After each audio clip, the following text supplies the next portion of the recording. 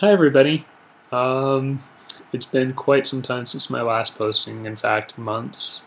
I do apologize for that. Honestly, there's been a lot going on. I had to move, and time just really has a way of getting away from you. In any case, from here on out, I'm certainly hoping that these postings are much more frequent. And if any of you really have any questions or if you have topics or ideas for videos, let me know and I will try to address those in a timely manner. But now to the topic of the day, which is what would we define as being Celtic? Now, most people would have a fair assumption of what being Celtic is, and it's defined by language. The Celtic nations, or the Celtic League that exists nowadays, is a group of 6 countries or areas that include Scotland, Ireland, Wales, Cornwall, Brittany, and the Isle of Man. And these areas still have remnants of Celtic language that are spoken. That isn't to say that the entire population end up speaking this language or these languages as such, but at least a portion of them do. Such as in Scotland, I think it's only roughly 3% of the population actually speak the Gaelic language, and most of that's in the Highlands and a few of the islands offshore. But in any case, we do have Celtic as being defined by language. And in fact, in ancient times, they really didn't have this idea of being defined by race. They were a tribal group of people. They were a band of tribes as such.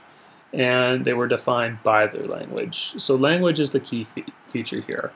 And language is also an aspect that will give us an idea of the mindset of the Celts. Because within any language, we have areas of emphasis, such as I'm from Alaska, and there's groups of the native peoples up there that end up having 15 words for snow. That would say to me that they're obviously very familiar with snow and the different types of snow that exist.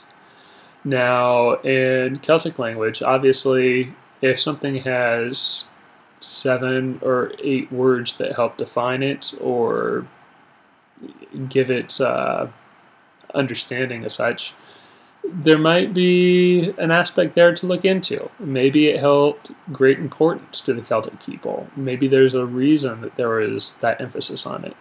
The other aspect is if you have a command and understanding of a language, you don't have to go through the interpretations. Most people know that once you interpret something, some of the original meaning is lost.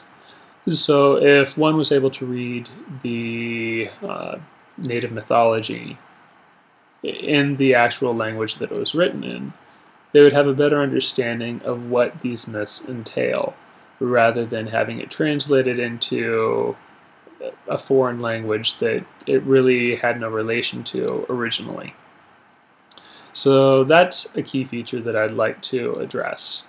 And if anybody wants to really understand the Celts historically, there are some great authors out there that have done amazing research into Celtic studies.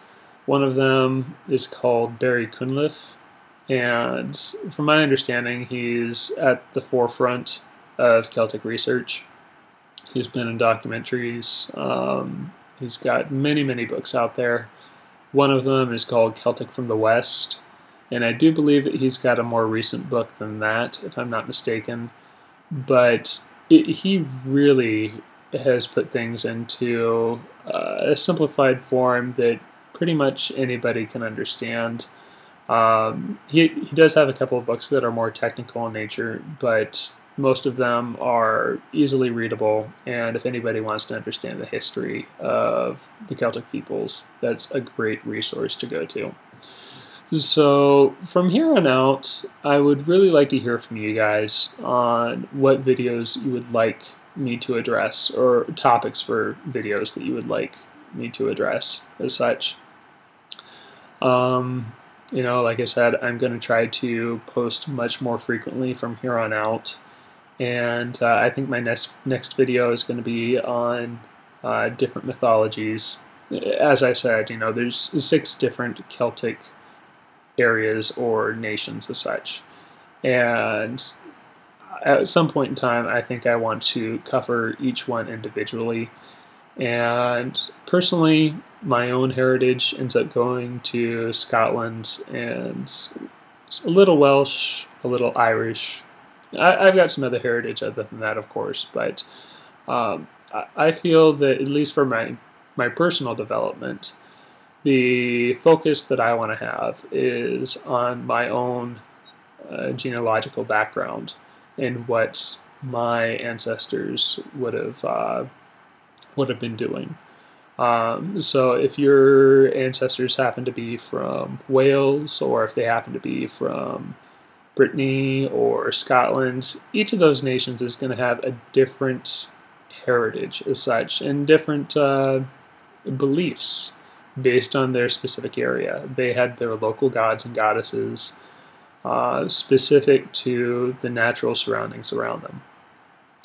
So I've got quite a few ideas for further videos that I'd really like to discuss, but as I said, I really welcome any topics that you might present. I certainly hope that you have a good week, and look forward to another video, hopefully this upcoming week. Take care and have a good one.